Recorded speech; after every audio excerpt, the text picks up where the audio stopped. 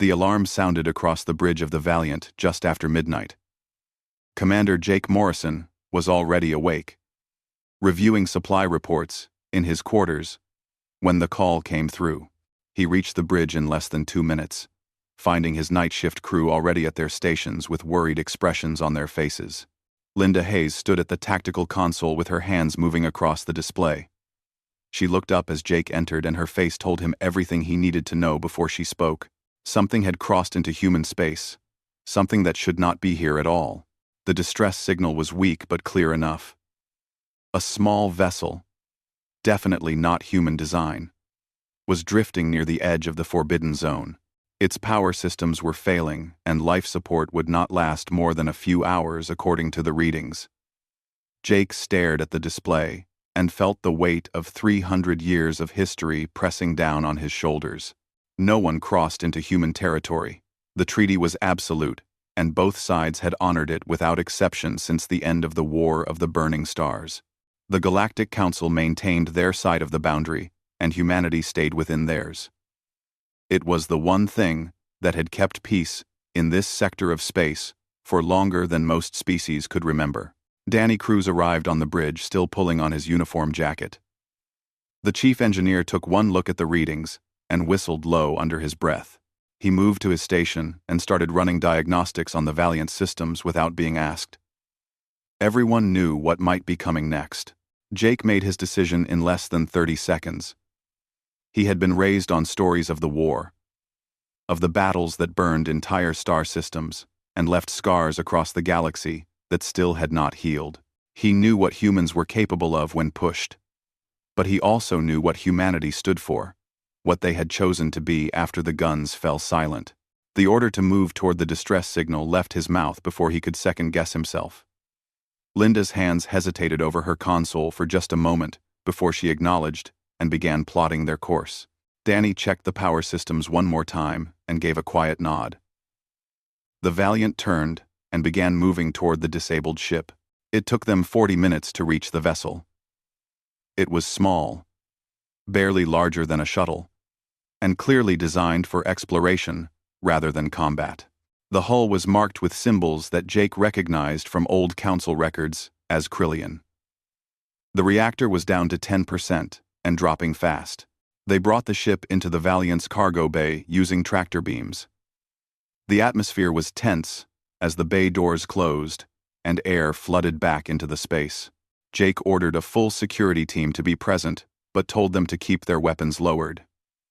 Whatever was about to happen, he wanted it clear that humanity had not changed in the centuries of isolation. The hatch on the small vessel opened, and a single figure stumbled out. The alien was young. That much was obvious, even across species. His skin had the blue-silver tone of the Krillian people, and his eyes were wide with fear and confusion. He looked at the humans surrounding him, and his legs gave out beneath him. Linda was the first to move forward. She held out her hands in what she hoped was a universal gesture of peace, and spoke slowly in Galactic Common. The alien's translator kicked in after a moment, and his eyes grew even wider. He was hearing human speech for the first time in his life, and clearly could not believe it was real. His name was Vesh, and his story came out in broken fragments over the next hour. He was an explorer, young and ambitious, part of a small group that pushed boundaries others were too cautious to approach. He had wanted to see the edge of human space, to look upon the forbidden zone that everyone spoke about, but no one truly understood. His ship had malfunctioned and drifted across the boundary before he could correct course. Jake listened to the story and felt a headache building behind his eyes. This was going to create problems that would reach far beyond his ship. The Galactic Council monitored the Forbidden Zone constantly. They would already know about the breach and about the Valiant's response.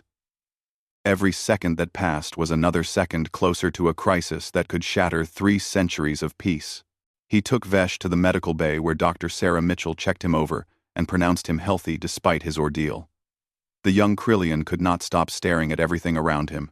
He touched the walls as if expecting them to disappear, looked at the medical equipment with wonder in his eyes, and asked questions faster than the translator could keep up. Danny brought him food from the mess hall, and Vesh ate carefully, still watching the humans around him with that mixture of fear and fascination. He asked Linda if the stories were true, if humans had really fought the entire Galactic Council to a standstill in just 17 days. She did not answer directly, but the look on her face told him enough. The message from Earth Defense Command came through 6 hours after they had pulled Vesh aboard. Admiral Susan Grant's face appeared on the view screen in Jake's ready room, and her expression was carefully neutral. She asked for his report and listened without interrupting as he explained his actions. When he finished, there was a long silence. Susan leaned back in her chair and seemed to be weighing options that Jake could not see. Finally, she told him that the Galactic Council had already demanded a meeting. Ambassador Nina Brooks was being pulled out of retirement to represent humanity for the first time in 50 years. Whatever happened next was out of Jake's hands now. The Valiant remained on station at the edge of human space. Vesh stayed in guest quarters, under light security. Not quite a prisoner, but certainly not free to leave. He spent his time watching everything, asking questions when the crew had time to answer, and slowly beginning to understand that the legends he had grown up with were both true and completely wrong at the same time. Jake stood in the observation lounge late that night and looked out at the stars beyond the Forbidden Zone. Somewhere out there, the Galactic Council was meeting, debating, deciding what humanity's act of mercy meant for the fragile peace. He had done what he thought was right, but right and safe were not always the same thing. Linda found him there an hour before dawn shift change. She stood beside him in silence for a while, before speaking. She said that the crew supported his decision, that everyone aboard knew he had made the only choice that humans could make. Jake nodded, but did not turn away from the viewport. The cosmos was vast and full of species that thought differently, acted differently, valued different things. Humanity had learned that lesson in Fire and Blood 300 years ago. They had earned their isolation through strength, but chosen to maintain it through restraint. Now that restraint was being tested, and Jake could only hope that his choice had not doomed them all to repeat the mistakes of the past. Vesh sat in the mess hall of the Valiant, surrounded by humans who were trying very hard to act normal around him.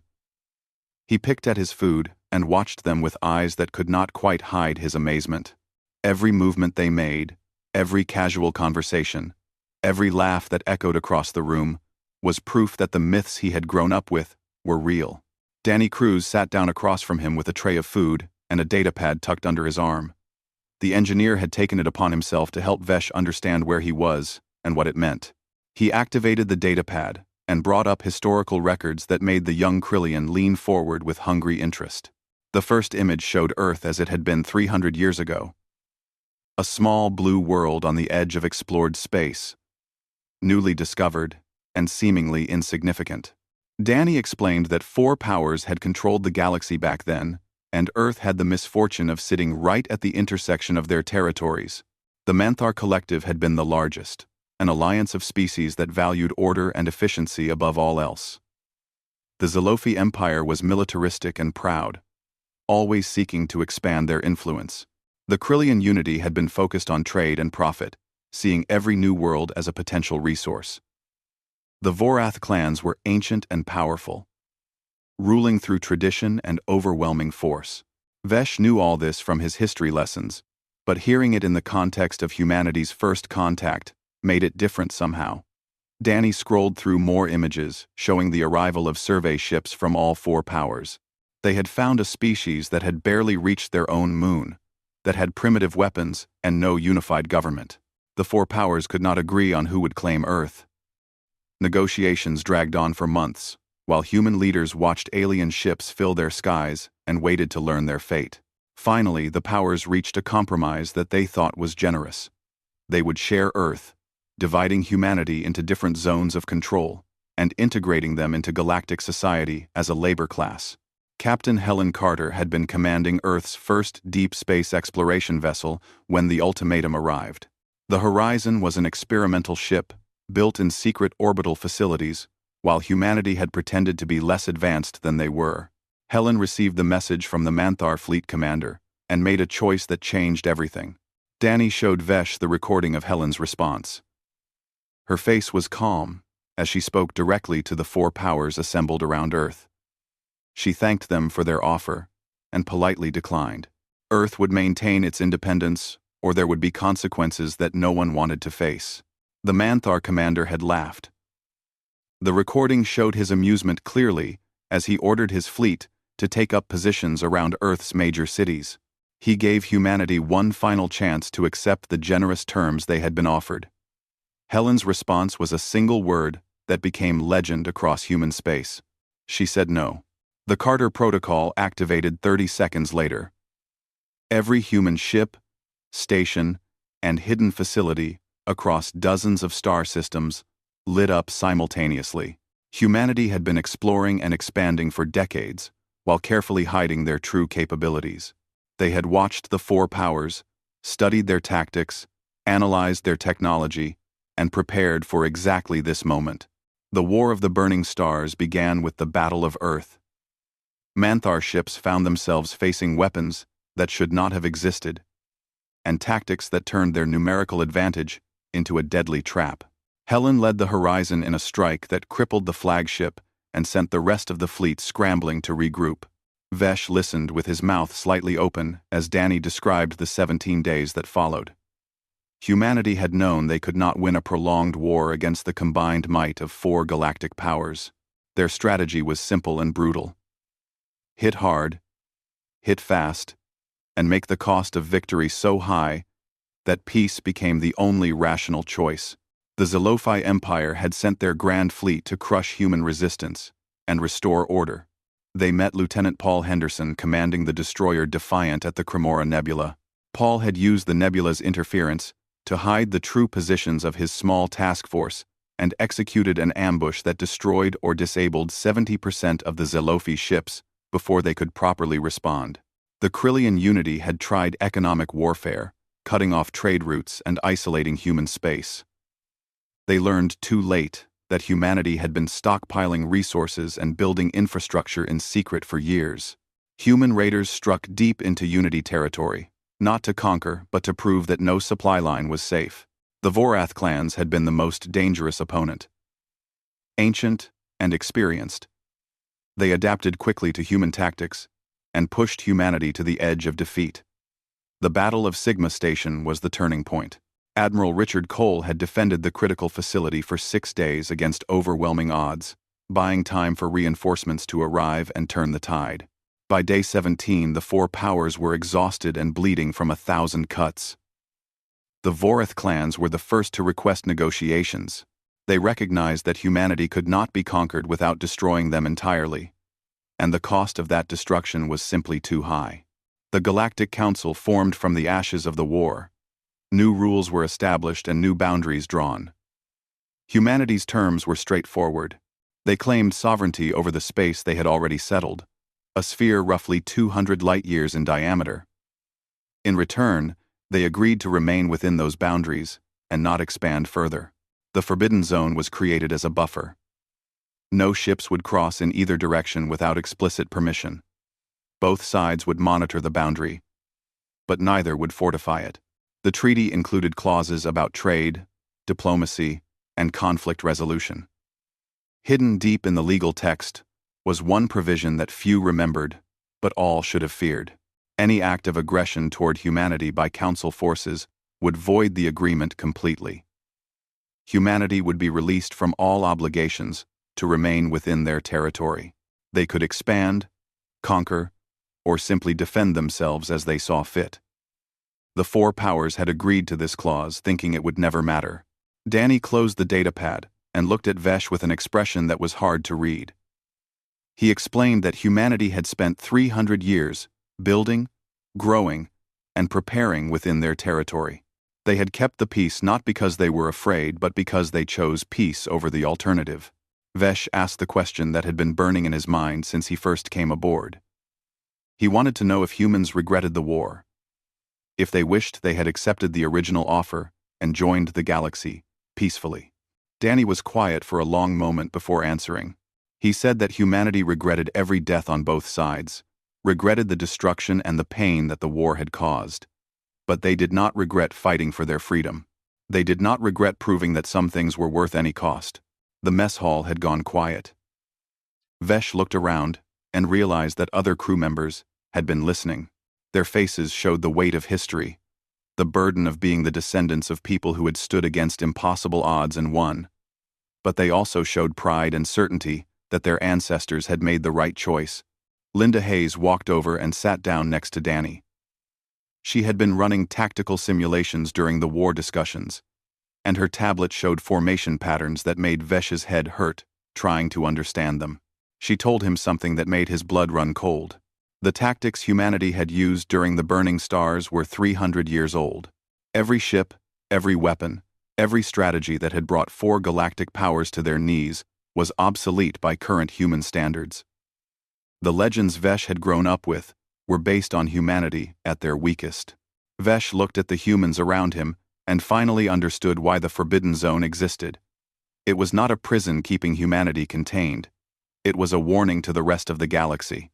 A reminder that some boundaries should never be crossed, and some species should never be pushed to the point where peace becomes impossible. The echo of the Burning Stars was not just history. It was a promise that if the galaxy ever forgot the lessons of that war, humanity would be ready to teach them again. Ambassador Thyrix of the Manthar Collective stood before the assembled Galactic Council and felt the weight of history pressing down on every word he was about to speak. The council chamber was full for the first time in decades. Representatives from hundreds of worlds had gathered to discuss what should have been a simple border incident, but had become something far more dangerous. The holographic display showed the Valiant's position at the edge of human space, and the path of Vesh's disabled ship crossing into the Forbidden Zone. The facts were clear and undisputed. A human vessel had responded to a distress call and rescued a Krillian explorer who had accidentally violated the boundary. Under normal circumstances, this would be cause for gratitude, but these were not normal circumstances. The Forbidden Zone had remained inviolate for 300 years. No ships crossed in either direction. No exceptions were made, and no precedents were set. The treaty depended on absolute adherence to its terms, and now those terms had been broken. Thyrix could see the hardliners in the chamber already preparing their arguments. They would call for a military response, favor, and a show of force to remind humanity that the treaty bound them just as it bound the Council. They would say that compassion was no excuse for violating agreements that had kept peace for centuries. The door at the far end of the chamber opened, and conversation died instantly.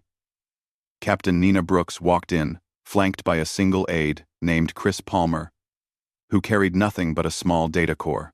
Nina had not set foot in the council chambers in over 50 years.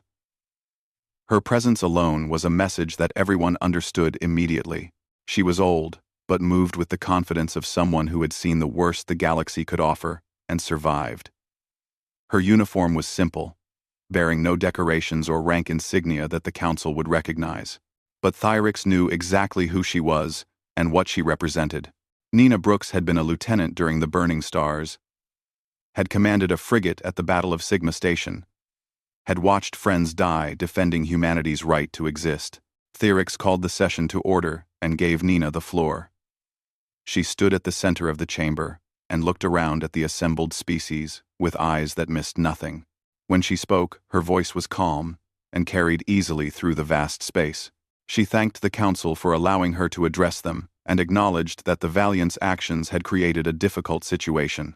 Commander Jake Morrison had violated protocol by crossing into the Forbidden Zone to rescue Vesh. She did not dispute the facts or try to minimize what had happened, but then she asked a question that made several representatives shift uncomfortably in their seats. She asked whether the council truly believed that humanity should have left Vesh to die, whether the treaty required humans to abandon their core values in order to maintain peace, whether the agreement between species demanded that compassion be sacrificed on the altar of political convenience. The Zolofi representative stood and argued that the treaty was absolute, that exceptions led to precedents, and precedents led to chaos, that humanity had agreed to remain within their borders under all circumstances, and now they had broken that agreement. Nina listened patiently until he finished. Then she turned to Chris Palmer and nodded. The aide activated the data core, and the holographic display changed. What appeared made more than one representative gasp in shock. The display showed the current positions and capabilities of the Earth Defense Fleet. Not the outdated information from 300 years ago that most species based their assumptions on. Current, real-time data that had been transmitted to the Council for the first time in centuries. There were not dozens of human ships. There were thousands. Every star system within human territory had defensive platforms that made the weapons from the burning stars look primitive. Orbital stations bristled with technology that bent physics in ways the Council's scientists would need years to understand. Nina explained calmly that humanity had spent 300 years preparing. They had built shipyards that could construct vessels in weeks instead of months. They had developed weapons that could strike across light years with precision that made traditional fleets obsolete. They had created defensive networks that would make any invasion attempt cost more than the entire galaxy was willing to pay. She was not threatening the Council. She was simply updating their information so that any decisions they made would be based on reality rather than comfortable assumptions. Humanity had kept the peace not because they were weak or contained, but because they valued peace enough to restrain their strength. A hologram flickered to life beside Nina. General Marcus Flynn appeared, broadcasting from the EDF command ship, Dauntless. He was younger than Nina, but carried the same weight of certainty in his bearing. He addressed the Council directly and laid out the choice they faced. They could accept that Jake Morrison had acted within the humanitarian exceptions that were implied, if not explicitly stated, in the treaty. One rescue mission did not constitute a pattern of violations or an attempt to expand beyond human territory. The Valiant would return Vesh to Council space, and both sides could continue maintaining the peace that had served everyone well. Or the Council could interpret the rescue as a violation that required a military response. In which case, humanity would consider the treaty void and act accordingly. Marcus did not specify what that action would be. He did not need to. The display showing thousands of ships and hundreds of defensive installations said everything that words could not. The vote was called within an hour. Thyrix watched as representative after representative chose to accept Nina's explanation. Only the hardest of hardliners voted for a military response, and even they seemed relieved when the final tally showed overwhelming support for peace. But Thyrix knew that something fundamental had changed in that chamber. For 300 years, the Galactic Council had thought of humanity as contained, controlled, safely locked away behind their self-imposed borders. They had grown comfortable with the idea that the treaty protected them from human expansion. Now they understood the truth. The treaty protected everyone from what would happen if humanity stopped choosing restraint. The Forbidden Zone was not a cage, keeping dangerous animals trapped. It was a line that humanity had drawn around themselves and dared the galaxy to cross. After the vote, Nina requested a private meeting with Thyrix. They met in a small chamber away from the crowds and the political theater. The Manther ambassador poured drinks from his personal stock, and the two of them sat in silence for a moment. Thyrix admitted that the Council had made assumptions. They had seen humanity's isolation as evidence of weakness or fear, when it was actually evidence of strength and discipline. 300 years was a long time, and memories had faded. The younger species had no direct experience with the burning stars and thought of it as ancient history. Nina took a drink and smiled without humor. She said that humanity had not forgotten. Every child in human space learned about the war, about the cost of freedom, about the responsibility that came with power. They taught their children to value peace, but never to take it for granted. She told Thyrix that Jake Morrison would face no punishment for his actions. The rescue had been entirely consistent with human values, and Earth Defense Command supported his decision completely. If similar situations arose in the future, humans would respond the same way. Thyrix asked what would happen if the Council could not accept that. If they demanded that humanity adhere strictly to the letter of the treaty, regardless of circumstances. Nina's answer was simple and terrifying in its certainty. She said that humanity would leave the Council and withdraw behind their borders completely. No trade, no communication, no contact of any kind.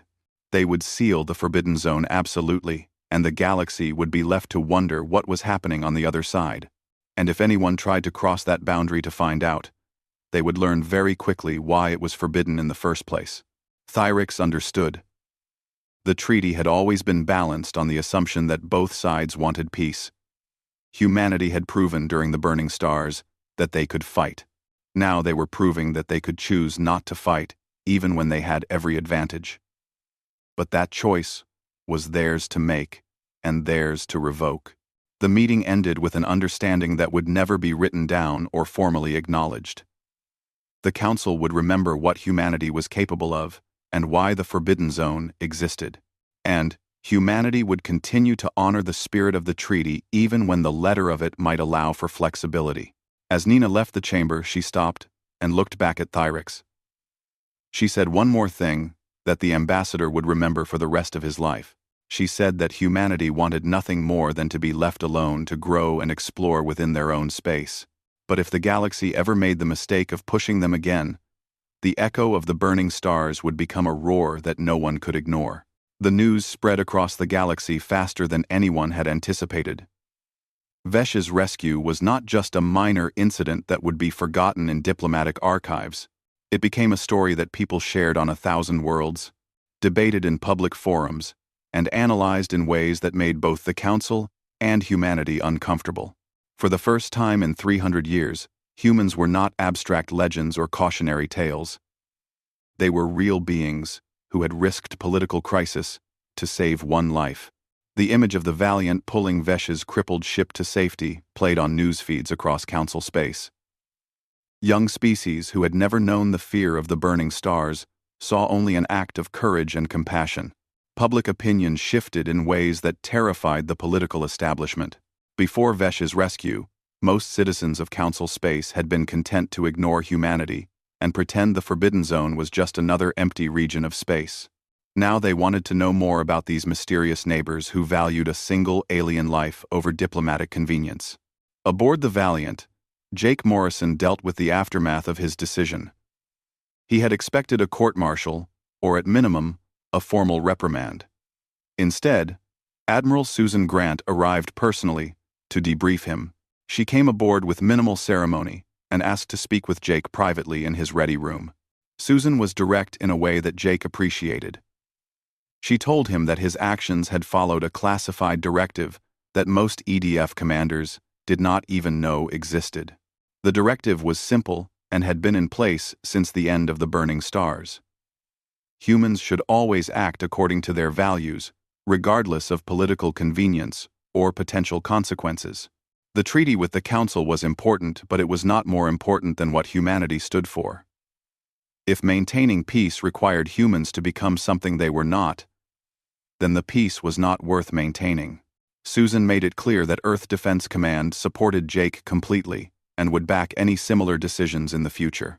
Jake asked what would happen if the Council could not accept that position. Susan smiled and said that Ambassador Nina Brooks had already handled it. The Council now understood that humanity's restraint was a choice, and choices could always be changed. Vesh requested permission to remain aboard the Valiant as a cultural liaison. The young Krillian had no desire to return to Council space, where he would be treated as either a political pawn or a cautionary example.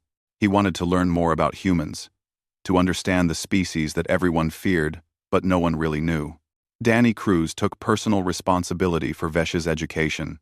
He showed the young alien how the ship's systems worked, explained human customs and culture, and answered endless questions with patience that surprised even himself. Vesh absorbed everything with an eagerness that reminded Danny of human children discovering the universe for the first time. Linda Hayes taught Vesh about human military tactics using historical simulations. She started with the basics and watched his amazement grow as he realized that even the simplest human strategies were built on principles that Council militaries had never considered: flexibility over rigid doctrine, adaptation over standard procedures, creativity over established patterns. But while the crew of the Valiant focused on their unexpected guest, darker forces were already moving in response to humanity's display. Commander Zrath of the Zalofi Empire watched the news feeds with growing anger and saw opportunity where others saw warning. Zrath was a traditional warrior who had risen through the ranks during peacetime and yearned for the glory of battle. He looked at humanity's rescue of Vesh and saw weakness rather than strength. Compassion was a liability in his view, a soft emotion that had no place in the cold reality of galactic politics. He began quietly gathering support among other hardliners who shared his perspective. Renegade captains who thought the council had grown soft, privateers who saw profit in chaos, and young warriors who wanted to prove themselves against the legendary humans. Within weeks, he had assembled a force of 60 ships hidden in the outer reaches of Sci-Fi space. Zrath's plan was elegant in its simplicity. He would strike a human colony world called New Portland, a relatively small settlement on the edge of human territory. If he succeeded in destroying or capturing the colony, he would prove that humanity's reputation was based on ancient history rather than current capability. If he failed, the Sci-Fi government could disavow him as a rogue element acting without authorization. Either way, Zrath would get the battle he craved, and the chance to test himself against the species that had humbled his ancestors 300 years ago. He studied the limited intelligence available on New Portland and saw a lightly defended agricultural world with minimal military presence. The perfect target for a quick strike that would shatter humanity's mystique. But Zrath's operational security was not as tight as he believed. Intelligence Officer Kelly Barnes sat in the listening post, Sentinel monitoring communications across a dozen sectors. She had been analyzing Sci-Fi military transmissions for years and knew their patterns well enough to spot anomalies. The unusual ship movements caught her attention first. Then came the encrypted communications that followed routes no legitimate Sci-Fi traffic would use. Kelly traced the connections and followed the threads until she had mapped Zrath's entire conspiracy. She sent the information up the chain of command with a priority flag that ensured it reached Admiral Susan Grant within hours. Susan reviewed Kelly's intelligence report and made her decision immediately. She sent encrypted warnings to New Portland and dispatched elements of the Third Fleet to converge on the colony. She also sent a message to the Sci-Fi government through official diplomatic channels, giving them one chance to recall Zrath before the situation escalated beyond anyone's control. The Sci-Fi government's response was carefully worded political theater.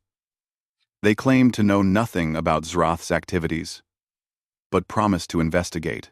They suggested that if such a rogue element existed, he would be acting entirely without authorization and his actions should not be considered representative of official policy. Susan understood exactly what they were saying. The Sci-Fi leadership was giving Zrath permission to proceed, while maintaining deniable distance from his actions.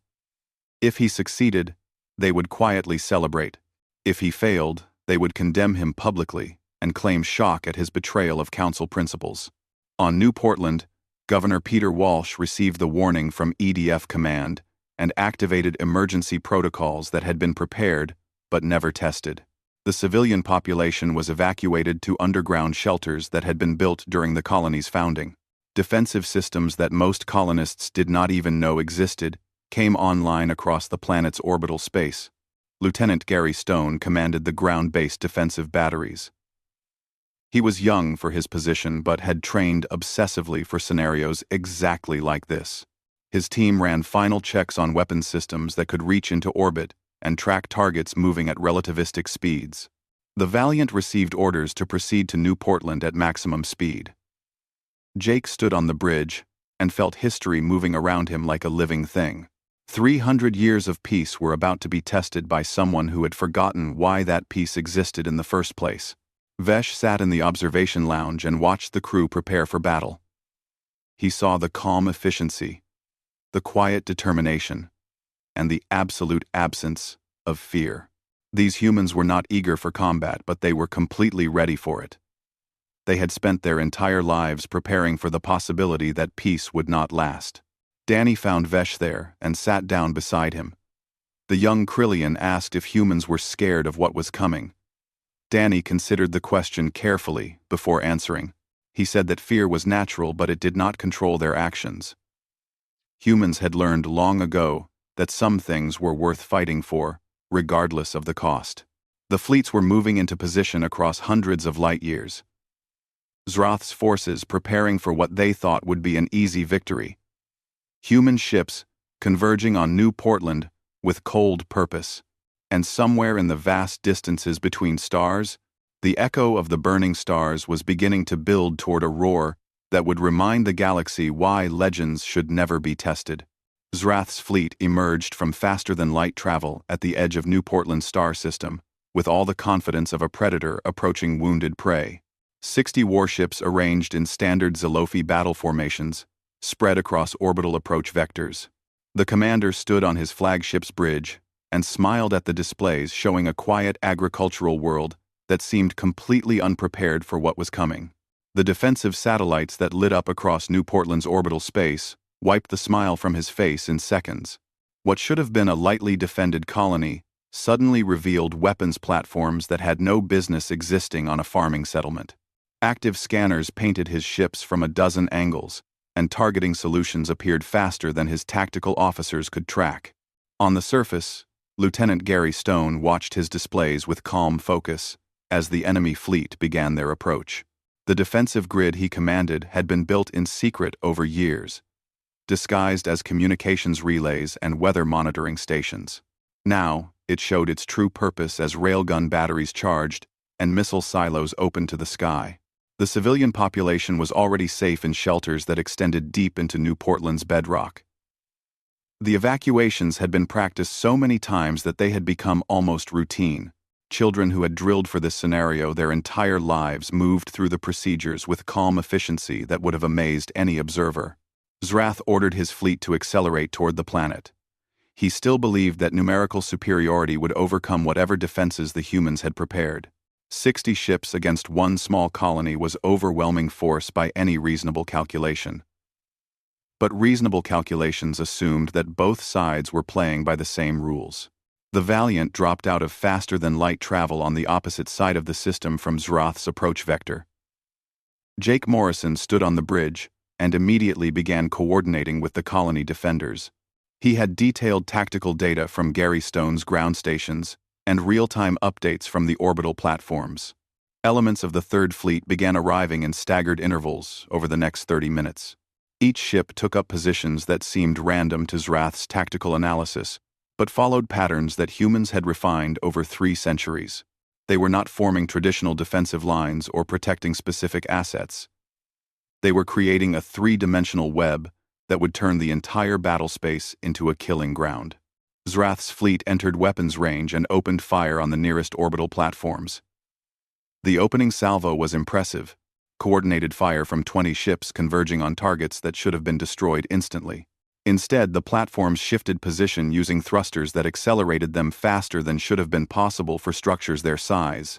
Return fire from the platforms was devastating. Railgun projectiles moving at relativistic speeds punched through Zalofi shields as if they were not there. 2 ships went dark immediately, their reactors offline and life support failing. 3 more took critical damage and began falling back from their formation.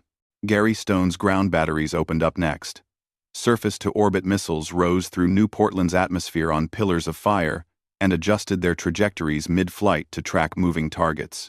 The missiles used guidance systems that incorporated quantum entanglement, making them impossible to jam or spoof with electronic countermeasures. Zrath watched 5 more of his ships take damage in the first 3 minutes of combat and realized he had made a terrible mistake. This was not a soft target or an easy victory.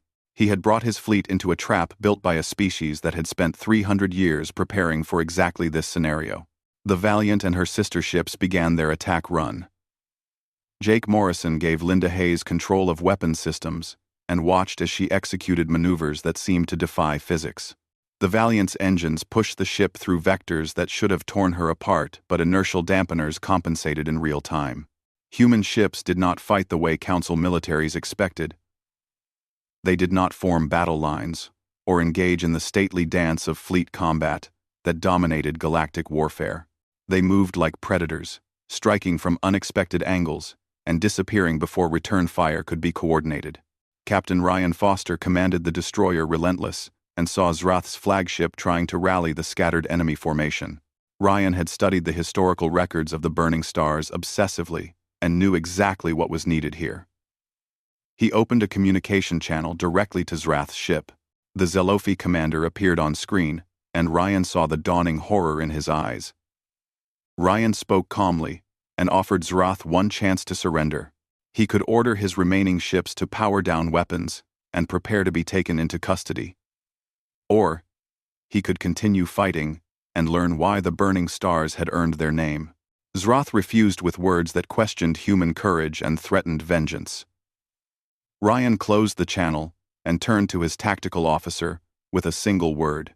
The officer nodded and began inputting coordinates for a maneuver that had a name known throughout human military history. The Henderson Scatter had been developed by Lieutenant Paul Henderson during the Battle of Cremora Nebula 300 years ago. It involved multiple ships coordinating their fire through a central targeting solution while moving in patterns that appeared chaotic but were actually precisely calculated. The Valiant, Relentless, and a cruiser, named Defiant, positioned themselves at 3 points around Zrath's flagship. Their targeting computers linked through quantum communication channels and calculated firing solutions that accounted for every variable down to gravitational fluctuations from nearby planets. When they fired, the effect was devastating. 3 ships attacking from different vectors, with weapons timed to impact simultaneously. Zrath's shields collapsed under the coordinated assault, and his flagship's hull breached in multiple locations. Secondary explosions rippled through the vessel as power conduits overloaded and ammunition stores detonated. The remaining Zalofi ships broke formation and ran. Some attempted to escape to faster-than-light speeds but found their jump drives disabled by human electronic warfare. Others tried to surrender, but their communications were jammed by their own side to prevent them from revealing tactical information. The battle lasted 4 hours from first contact to final surrender. Of Zrath's 60 ships, 43 were disabled or destroyed. The remainder were captured intact, with their crews taken into custody. Human casualties totaled 0. Not a single colonist was injured, and the EDF fleet suffered only minor damage to 2 vessels. The Galactic Council convened an emergency session within hours of receiving battle reports. The Zalofi government immediately disavowed Zrath and turned over his co-conspirators to council authorities. Formal apologies were issued, and reparations offered for the unprovoked attack on human territory.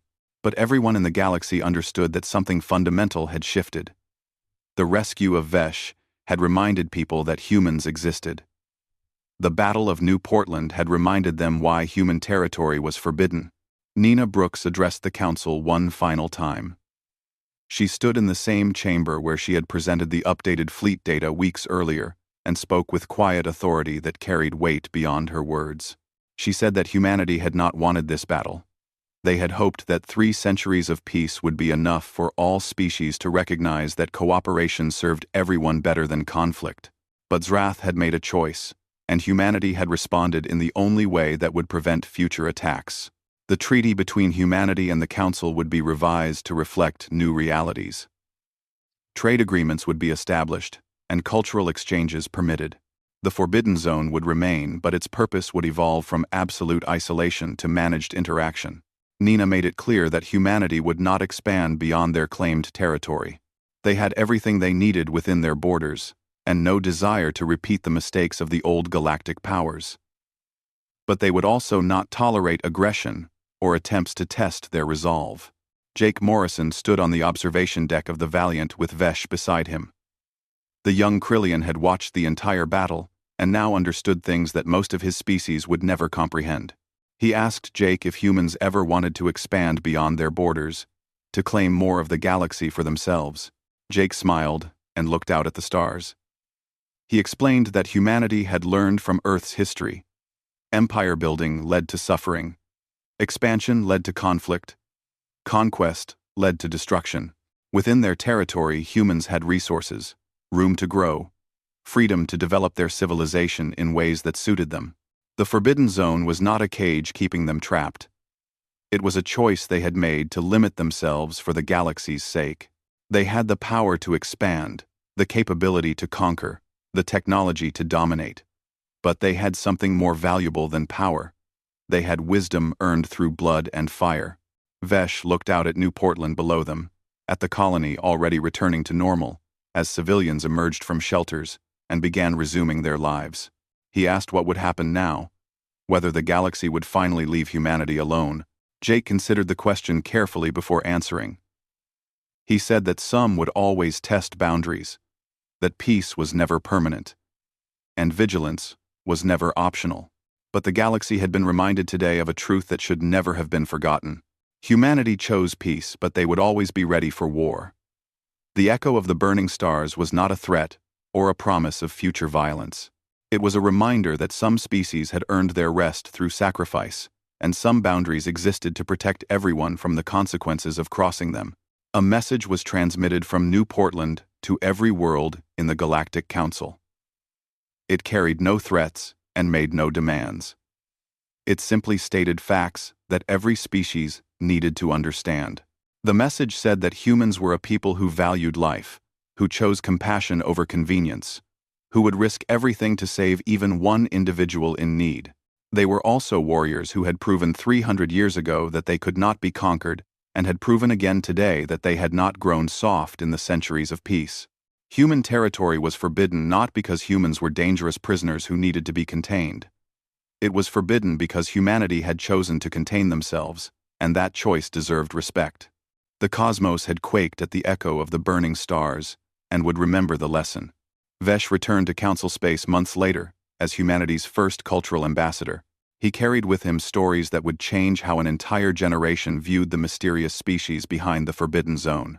He spoke of courage and compassion, of strength tempered by wisdom, of a people who had every reason to seek vengeance but chose peace instead. The legend of humanity evolved from that point forward. They were no longer just the species that had fought the galaxy to a standstill. They were the species that had won their freedom and then chosen to use it responsibly. That was the true measure of their strength, and the real reason their territory would remain forbidden until the day they chose otherwise.